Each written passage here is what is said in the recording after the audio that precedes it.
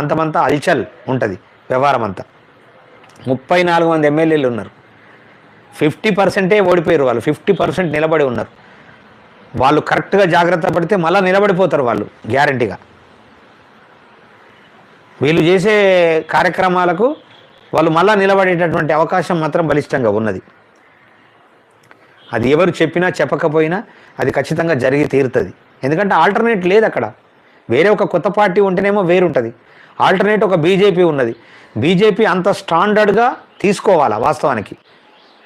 వాళ్ళిద్దరూ చేసినరు అన్యాయము, ఖచ్చితంగా మేము ఉంటాం నిలబడతామని చెప్పేసి విపరీతమైనటువంటి స్టాండ్ తీసుకుంటే బీజేపీ, అప్పుడు బీజేపీ వైపు కాస్త ప్రజానీకం మొగ్గు చూపేటటువంటి అవకాశం ఉన్నది.